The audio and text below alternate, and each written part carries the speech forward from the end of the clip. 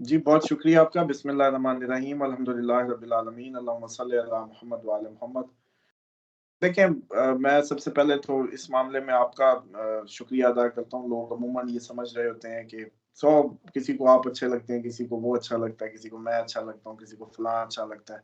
लेकिन इस टाइम मुझे लगता है कि शायद इस टाइम जेन्युइन टॉपिक पे काम करना, जिसमें कोई बहुत बड़ी, जैसे कहते हैं ना कि वो क्या कहते हैं, यूट्यूब के हिसाब से या उस हिसाब से अर्निंग तो शायद ना बने, लेकिन कौमी खिदमत और एक उम्मत की खिदमत मैं समझता हूँ, उसका आपने सिलसिले का आगाज़ किया।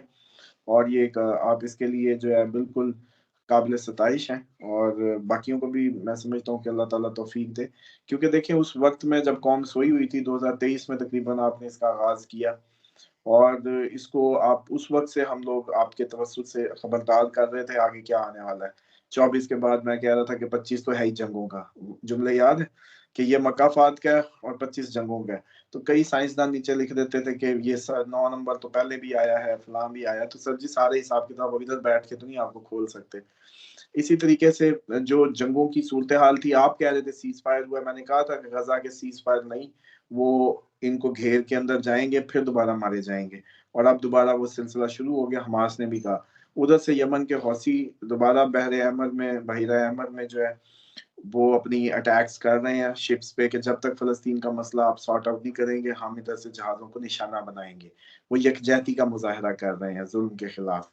मसला तो उन लोगों का है जिन्होंने खामोशी इख्तियार की हुई है, और आखिर उनके घर तक आनी है। आपको याद होगा कि मैं अर्ज़ कर रहा था कि आज जो आप लोग गज़ा पे चुप हैं, कल को आपका नंबर भी लगने वाला है। आज उतना कर लो ताकि आपके कल को कोई आवाज़ आपके लिए कोई आवाज़ उठाए। जुमले याद है? मैंने कहा था आज उनके लिए कर लो, कल आपके लिए कोई आवाज़ उठाए। टाइम आया पड़ा है। तो नंबर 1 तो ये है कि ये सारा, जब हम कहते थे अरब में जंग आ गई, हँसते थे लोग, अब वो जंग क्यों नहीं खत्म हो रही? नहीं होनी। ये जंग बढ़ेगी, बढ़ेगी, इसने बढ़ना ही है। उसके बाद आप खुद भी इसमें जा रहे हैं, ईरान भी इसका पार्ट है। ईरान तो ऑलरेडी पार्ट है, अब आप तो माशाल्लाह और क्या चाहते हैं, एक दिन में 20-25 हमले आप पे हो रहे हैं डिफरेंट जगहों पे। तो आपका क्या ख़्याल है, जंगों में जब बाज़ाब्ता टैंक उधर को मूव करने लगते हैं, उसको जंग कहते होते हैं, हैं? जब आपके टैंक किसी साइड पे मूव करते हैं, बचपन की कहानियों में जंग आप उसको समझते हैं कि एक उधर खड़ा हो गया, एक उधर खड़ा हो गया तलवारें लेके, और अब मैदान में जंग होगी। आपको नहीं समझ आ रही कि ये जो 5th जनरेशन वॉरफेयर और ये सारी जो टेक्निक्स थी, अनरेस्ट पैदा करके विद इन द कंट्री टर्मॉइल्स को हवा दे के कमज़ोर करके मारना, मकसद तो मारना ही होता है ना, अदमुआ करना है, जैसे अच्छा होता है कर लो। जैसे सलाहुद्दीन अय्यूबी ने सबसे पहले खुदकुश हमले की इब्तिदा की थी। सबसे पहला मौजिद था वो खुदकुश हमलों का भी। उसमें तरीकाकार यही होता था कि 1-2 फ़िदायीन को भेज दिया जाता था, और उनको कहा जाता था कि दुश्मन के रात को ख़ैमों में जाके उनकी तनाबें काटते जाओ। घोड़ों की तनाबें और ये जो ख़ैमे जिस रस्से से खींच के बंधे होते हैं, उनको भी काटते जाओ। और जैसे ही ख़ैमा गिरता था, अंदर चिराग जल रहे होते थे, ख़ैमे को आग लग जाती थी। बस ये उन्होंने सिलसिला ऐसा किया कि मैक्सिमम 2 बंदों ने जाके उन ख़ैमों को काटना है, घोड़े छोड़ देने हैं। डैमेज मैक्सिमम सोए हुए। अब उनको मौत की फ़िक्र नहीं है, और ये सिलसिला था। तो ये हर वक़्त के हिसाब से जंगों ने, मैं सिर्फ़ यही बता रहा हूँ कि इसने करवट बदली। अब जो दौर है, उस दौर में आप जिस जंग को महसूस नहीं कर पा रहे, वो कब से शुरू हो चुकी है। टेक्निकली वो आ गई थी आपके पास। पिछले साल के आप सारे उठाए ना, अमवात और सारी जो शहादतें हैं हमारी अफ़वाज की हों, सिविलियंस की हों, किसी की भी हों, वो ज़रा गिने, नंबर गिने। आप फिर दुनिया से कंपेयर करें, फिर आपको पता चलेगा कि भाई साहब, आपने ना कहते हुए आप हैं भी जंग में नहीं, और इतना बंदा मरा लिए जितना मतलब जो है वो किसी जंग में जाता है। तो नंबर 1 तो ये है कि आप जंग में जा चुके हैं। आपकी रिटेलिएशन अभी अफ़गानिस्तान से, फिर इंडिया, फिर ये सारा कुछ होना ही होना है। उसके बाद जो ये यमन का जो मामला है, देखें उसके बाद उसको जो हाई टियर थी, हसन नसरुल्लाह शहीद, या जो मैं समझता हूँ कि इस्माइल हानिया, और जो बड़े हेड्स थे, हेड ऑफ जैसे कहते हैं ग्रुप्स, मुज़ाहमती ग्रुप्स, उनको अल्लाह ताला ने शहादत दी। अल्लाह कबूल करे, क्योंकि सबकी मंजिल ही ये होती है। जो भी इस जेहत में जाता है ना सर जी, उसकी मंजिल शहादत होती है, और ये बड़े रिगार्ड की बात है कि उसको मिल जाए। वरना कई लोग हिस्ट्री में ऐसे भी आपको मिलेंगे कि जी उनको शहादत ना मिली। बड़ी ज़िंदगी तमन्ना की, शहादत नहीं मिली। शहादत नहीं मिलती ऐसे। शहादत इतनी, जैसे कहते हैं ना कि सौखा सौदा नहीं है। तो इसी तरीके से अब जो ये जिस जंग में जा रहे हैं, वो यस जंग सर पे है। लेकिन अब जो मेरा मिडल ईस्ट का व्यूअर सुन रहा है, वो बड़े कंसर्न्ड है कि हम किधर जाएँ। देखें जो मक्का मदीना है, it's the safest place in any way. Even जब इमाम अलैहिस्सलाम ने ज़हूर करना है, मक्का में ही करना है, और पूरी दुनिया के लश्कर जितने भी मक्का मदीना से पीछे धंस धुस जाएंगे। और इसका मतलब है कि पूरी दुनिया में इमाम अलैहिस्सलाम का ज़हूर होना है तो जंगें ही हो रही होंगी। तो अगर जंगें ही हो रही होंगी तो डेफिनेटली पूरी दुनिया ही अनरेस्ट में, अब तकरीबन आपको भी समझ आ रही होगी कि बन गया हिसाब किताब थोड़ा सा। जिनको नहीं आ रही थी उनको, और याद है मैंने कहा था मई तो गुजरने दें, मई के बाद आप कान लगा के हमारे प्रोग्राम सुना करेंगे, हिलेंगे नहीं फिर आप।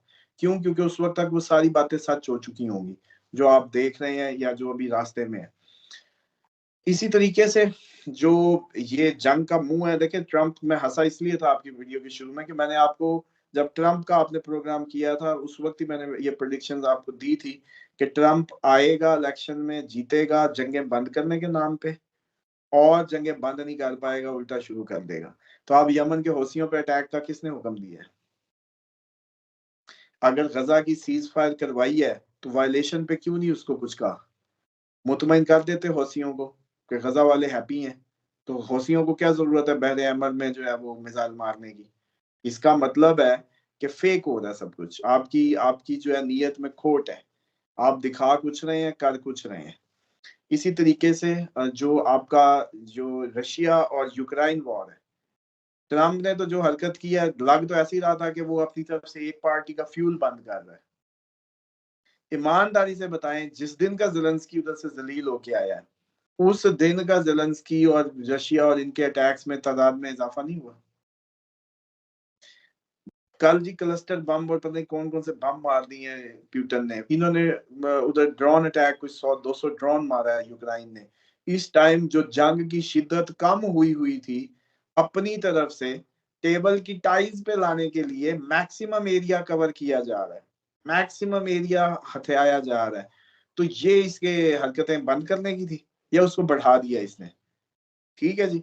दूसरा नुकता जो था, चाइना का मामला, चाइना के मुंह से भी धमकी करवा ली अपने आप को, चाइना ताइवान का मामला बढ़वा लिया, उसके बाद आप अपने इर्द गिर्द जितने भी मामले वो बढ़ चुके हैं। अब एक तो यूरोपियन जो मेरा फेलो सुन रहा है, वो इंडियन है, पाकिस्तानी है, बंगाली है, उर्दू समझ रहा है ना। एक तो वैसे अब इसका मैं समझता हूँ कि इंग्लिश सबटाइटल वीडियो पे जरूर होना चाहिए, क्योंकि अगले दिन भी जब मैं उधर था ना मलेशिया में, तो मुझे पासपोर्ट जेब में नहीं था, तो इमिग्रेशन वालों ने ऐसी, वो चाय पीने निकले, जेन में ही नहीं था, फील ही इतनी वो थी, तो उन्होंने कहा जी 5,000 जुर्माना होगा उधर का, 5,000 रंगट। तो मैंने उसको कहा भाई मैं कोई वो जैसे कहते हैं कोई वो नहीं हूँ, कोई पैराशूटर नहीं हूँ, तू ये यूट्यूब पे मेरा नाम लिख, पूरी दुनिया में नंबर 1 करोड़ों के अंदर एक उसामा अली लिखेगा, बस मैं ही आता हूँ। इतनी इतनी अल्लाह ने इज्जत दी है। तो इमिग्रेशन वाले ने जब चेक चुक किया ना, तो उसके बाद मुझे कहते अपनी वीडियोस दिखाओ ना, तो फिर अपना जो तजस्सुस होता है, कहता मैं वीडियो देखूंगा। अब वो वीडियो देखे तो सब टाइटल ना हो, तो वो कहे कि कम से कम यार इंग्लिश में सबटाइटल तो दे हमारे लिए।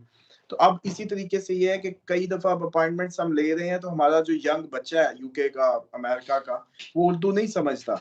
तो इसलिए भी मैं समझता हूँ कि अब आपको चाहिए कि एक तो इंग्लिश सबटाइटल पे जाएं हमारे बच्चों को बाहर के अपडेट रखने के लिए। दूसरा ये है कि इस वक्त मैं अब थोड़ी थोड़ी सी आपको वो टिप दे देता हूँ सबको, मक्का मदीना में क्लोज होने की कोशिश करें। हमारे जितने भी फेलोज हैं मैक्सिमम मक्का मदीना, इसके करीब करीब रेडियस में जो है 100 किलोमीटर में, इट्स ओके, दैट्स फाइन। वो एक्सट्रीम का टाइम ही होगा जब पूरी दुनिया गर्क हो रही होगी, तो यही जगह होंगी।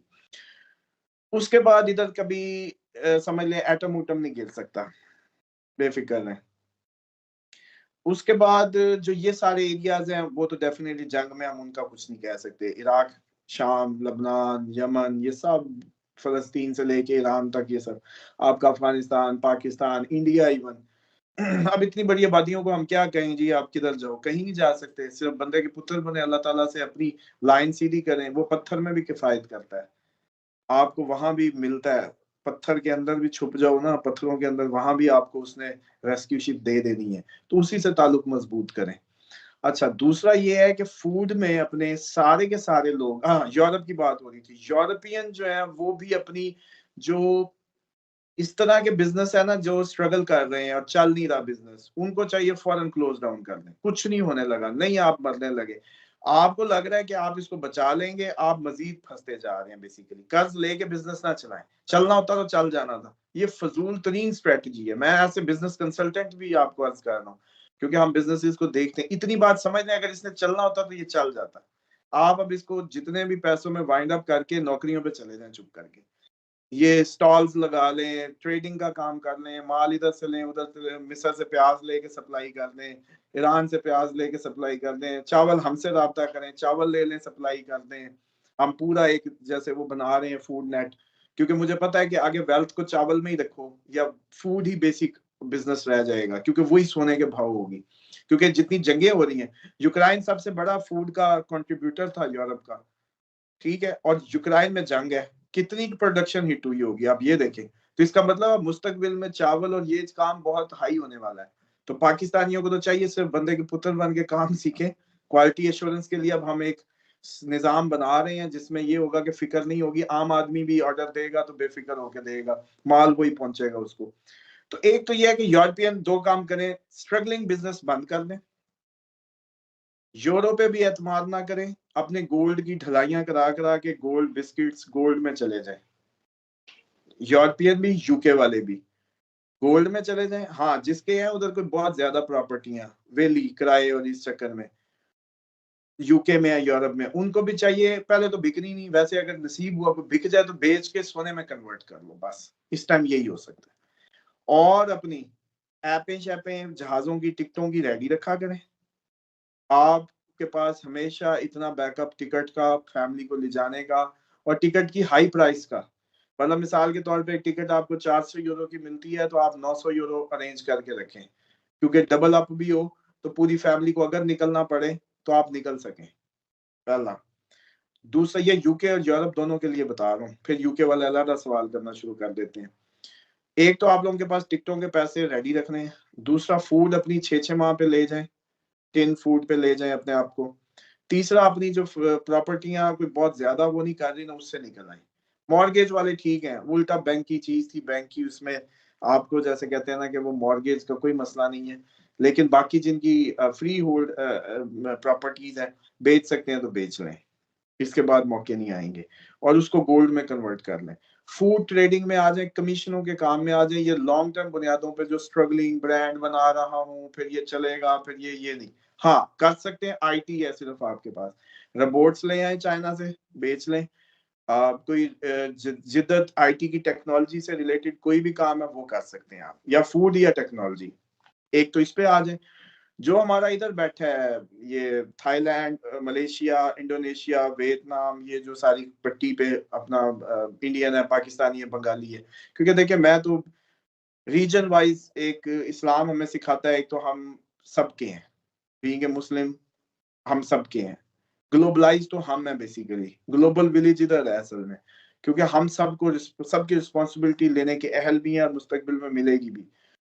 और अब ये लोग जो है, इनको कुदरती आफात का सामना होना है, इनको सिर्फ अपनी हिफाजत की दुआओं पे तकिया करना है। घर से निकलने की दुआ, बिस्मिल्लाह तवक्कलतु अलल्लाह वला हौला वला कुव्वता इल्ला बिल्लाह, ये पूरी पढ़ा करें। इसके बाद जो आयतुल कुर्सी का अमल तो सब करें। अब जो मेरा व्यूअर है ना, प्लीज मेरी बड़ी रिक्वेस्ट है कि 70 मरतबा 70 दिन के लिए नियत कर लें, उसके बाद फिर उसको एक्सटेंड करते जाए, 21 पे ले आए, 70 दिन जब पूरे हो जाएं। मजा ना आए ना, इधर कमेंट करके गालियां दीजिएगा अगर मजा ना आए। मैं जिस इस्लाम को जानता हूँ, मुझे उसके बटन हाथ लगे हैं, मैं उसका बटन दबाता हूँ, मुझे रिजल्ट आता है, मैं वही देता हूँ आप लोगों को। मैं कोई ऐसी बात नहीं करता जो आप कहेंगे जी कर रहे हैं और कुछ हो नहीं रहा, ऐसा कुछ नहीं है। तो एक तो हिफाजत की दुआएं तो जितने हमारे हैं उस पे आ जाए। और सोचा करें कि नबी पाक सल्लल्लाहु अलैहि वसल्लम वजह खलकत कायनात इमामुल अंबिया, अगर वो हिफाजत की दुआएं पढ़ रहे थे तो आप कोई बड़े मेरे मुंह से सुनते आयरन मैन है कि आपको दुआओं की जरूरत नहीं है। और दुआ ना करने को तकब्बुर के जुमरे में डाला गया है इस मामले में। तो हिफाजत की दुआएं जस्ट, और बाकी ख्याली दुआओं का कुछ नहीं होता ये जो नॉन प्रैक्टिकल दुआएं मांगने लगते हैं ना आप सिर्फ आफियत मांगे, गुनाहों से बख्शिश मांगे, गुनाहों से बचने की दुआएं मांगे, आफियत में रहने की मांगे। तो ये सारा खिता इस काम के लिए जो है ये करे। ऑस्ट्रेलिया भी खतरे में है। कनाडा की इकॉनमी आपके सामने हो रही है, जो अमेरिका के साथ टसल वसल नहीं बन रही थी तो यूं सही। तो इन शॉर्ट ये है कि जो लोग अपनी एक तो वेल्थ को गोल्ड में ले जाएं या बेसिक फूड में ले जाएं, फूड सिस्टम बदल लें अपना, और जितना ओवरसीज है वो अपने अकाउंटों में अपनी फैमिली नंबर गिन के उतने टिकटों के पैसे जरूर तैयार रखें बस। और पीछे पाकिस्तानियों को ये माह रमजान में ताल्लुकात बेहतर करें, इस दफा राशन नहीं तकसीम हो रहे। कल मैं जेडीसी वाले की सुन रहा था, कहता है पहले 10-10 हजार 20-20 हजार राशन देते थे, कुछ नहीं आया, इतनी हालत खराब है। तो बेहतर बात है कि जो खिला के किसी को वो जमा करना भी एक तरीका है। तो मैं समझता हूँ कि पाकिस्तानियों को जितने भी आपकी फैमिलीज में हैं उधर कोशिश करें कि मैक्सिमम थोड़ी सी देगची रेगुलर पकड़वा दें, थोड़ा सा देगचा रेगुलर पकवा दें, लेकिन रेगुलर करें। और ये बहरहाल फिर मौके आपको नहीं मिलेंगे दोबारा इस तरीके के देने वाले। अभी भी शुक्र करें कि अगर किसी का देने वाला हाथ हो तो बहुत अच्छा है।